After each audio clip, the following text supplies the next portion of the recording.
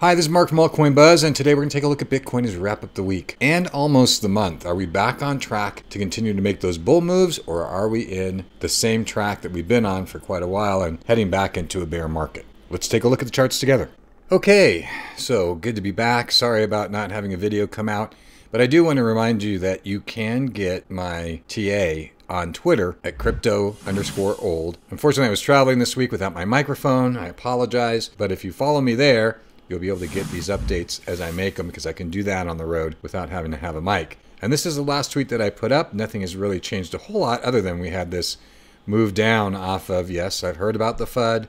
You don't have to put it in the comments below. I did hear about the FUD, but I also made the comments that the first rise up was on a single operator on that first move up. And then this next move up that we had the other day was on a bunch of liquidations that were happening on the OKEX exchange. Quarterly future shorts were getting liquidated, and that's why we had this move up. We had an ascending wedge. We had broken out of this ascending triangle, trying to find support there, but we broke through that. Now, we were due for a correction at some point in time. We had this squeeze on the 4-hour chart that was starting to happen. We had some bearish divergence. This was not something to be unexpected.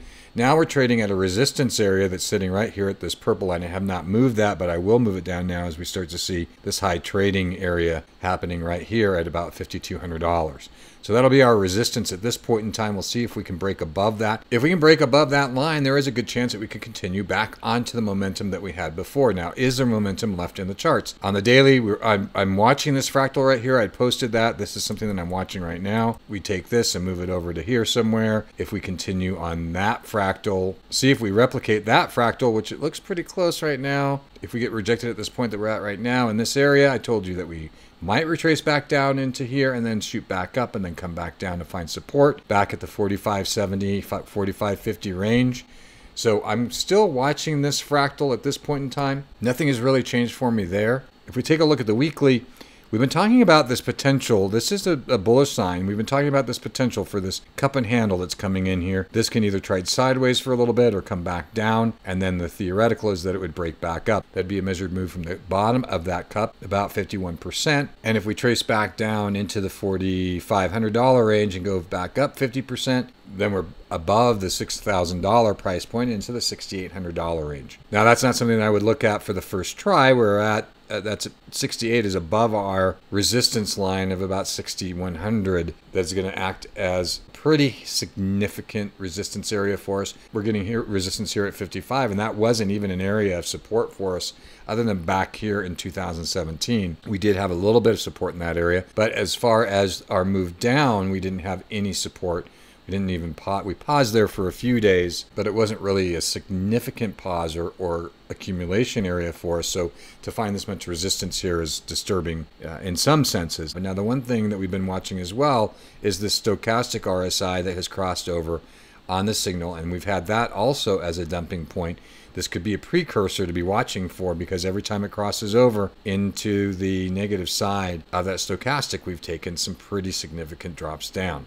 And if we go to the 1 month, as we start to wrap up April, you can see this cup and handle becomes even more apparent. The thing about the cup and handle is that you have to have some consolidation or a bit of a retracement before it is validated. So theoretically, we could go back up all the way to the $6,000 area, get rejected from there, come back down, find some support on one of our moving averages, and then come back and break out to the upside. That would be the theoretical on a cup and handle. That's what I'm going to be watching for. You can see on the monthly, when we look at the high volume trading areas, we're in that high volume trading area right now at the $5,200 range. We've got another one here in the $4,700 range. We've got a third one at about $4,500, and then we come back down to $4,350, which is the most significant high volume trading area that we have, other than this 39, kind of that $4,000 to 3,700 or 3,750.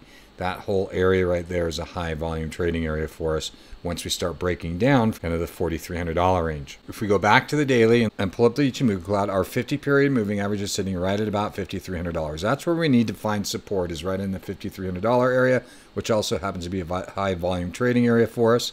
A breakdown from there would take us down into about the $5,000 price point first, and then back into this blue box if we break down from there. So we need to break out of this blue box You can see very heavy resistance right here on the Ichimoku cloud back in this red box area. As this red box starts to flatten out, that becomes a resistance for us as we get into that trading range.